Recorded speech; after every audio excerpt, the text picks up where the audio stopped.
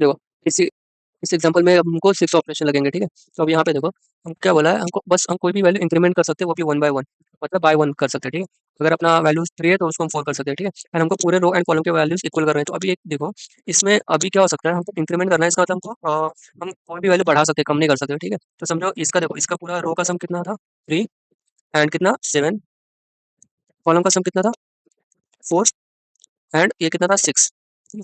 अभी यहाँ पे देखो, अगर हम चाहें तो इसका बढ़ा के, अगर समझो कि हमको 7 के इक्वल करना है, तो हम चाहें तो इसको बढ़ा के 7 के इक्वल कर सकते हैं, बट इसको क्या हम नीचे मतलब 3 या 4 के इक्वल कर सकते हैं क्या? नहीं, क्योंकि हमको बस इंक्रीमेंट करना है, ठीक है? तो इसका मतलब क्या है, हमको ज़्यादा से ज़्यादा कहाँ तक अपना पूरा रो एंड कॉलम का सम होना चाहिए, जो एरे में जो सम है ये मिल रहा है ना, रो एंड कॉलम का सम, मैं उसके उसमें जो मैक्सिमम वैल्यू है ना, ज़्यादा से ज़्यादा अपना उसका सम इक्वल होना चाहिए, ठीक है? मतलब उसका सम के इतना अपने अदर्स होना चाहिए, ठीक है? तो अभी समझो इसमें मैक्सिमम कितना अपना 7, ठीक है? तो इसमें इसका मतलब क्या है, ज़्यादा से ज़्यादा ये कहाँ तक जा सकते हैं? 7 तक इक्वल होना चाहिए, ठीक है? मतलब सबका सम 7 होना चाहिए, रो एंड कॉलम।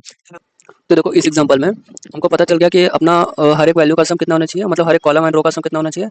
मैक्सिमम होना चाहिए, ठीक है? मैक्सिमम होना चाहिए, मतलब जो है उन सब में से मैक्सिमम अपना सबका सम होना चाहिए, ठीक है? अगर देखो ये 7 है तो ये इसको भी 7 करना पड़ेगा, इसको भी 7 करना पड़ेगा, इसको भी 7 करना पड़ेगा, ठीक है? तो यहाँ पे देखो, इन्होंने क्या किया, वैल्यू 1 मतलब 0,0 को 3 से इंक्रीमेंट किया, तो इसकी वजह से क्या हो गया, 4 हो गया, ठीक है? देन इसको 1 से इंक्रीमेंट किया, ये क्या हो गया, 3 हो गया। देन इसको सेम रखा है, देन इसको भी सेम रखा है, ठीक है? तो अभी देखो हर एक रो का सम कितना है, 7 है, इसका सम कितना है, 7 है, इसका सम कितना है, 7 है, इसका सम कितना है, 7 है, ठीक है? तो अभी तो हमको पता चल गया कि हमको क्या करना है, हमको पूरा रो एंड कॉलम का वैल्यू सम फाइंड करना है, देन उसमें से मैक्सिमम फाइंड करना है, ठीक है? मैक्सिमम फाइंड करना है एंड सबको पूरा रो एंड कॉलम को सम उसके इक्वल करना है, ठीक है? तो इसमें हम क्या कर सकते हैं, हमको मतलब हर एक रो पे हर एक रो का क्या कहते हैं सम चाहिए, हर एक कॉलम का सम चाहिए, तो इसलिए हम क्या कर सकते हैं, हम दो एरे ले सकते हैं, ठीक है?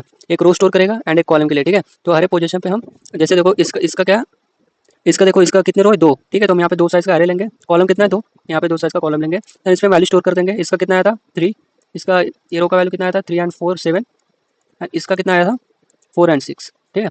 और एक चीज़ नोटिस करो यहाँ पे, हम जब भी कोई वैल्यू इंक्रीज़ कर रहे हैं ना, तो वो रो में इंक्रीज़ हो रहा है एंड कॉलम में भी इंक्रीज़ हो रहा है, ठीक है?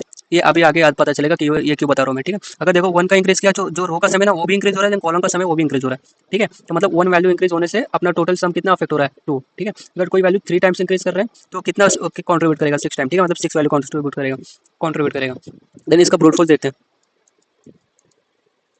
ठीक है? ब्रूट फोर्स में देखो हम क्या कर सकते हैं, हम अपने पूरे रो एंड कॉलम का सम फाइंड कर सकते हैं, ठीक है? और उसको हम स्टोर कर सकते हैं, जैसे देखो इसका रो का सम कितना हो गया, 6, ठीक है? तो इसलिए हमने यहाँ पे 6 स्टोर कर दिया, इसका कितना हो गया 9, तो यहाँ पे 9 स्टोर कर दिया, देन इसका कितना हुआ अपना 6, इसलिए यहाँ पे भी 6 स्टोर कर दिया, ठीक है? देन इसका कितना हुआ अपना 6, ठीक है? इसका कितना हुआ अपना 6, इसका कितना हुआ अपना 9, ठीक है? तो हमको पता है कि अपना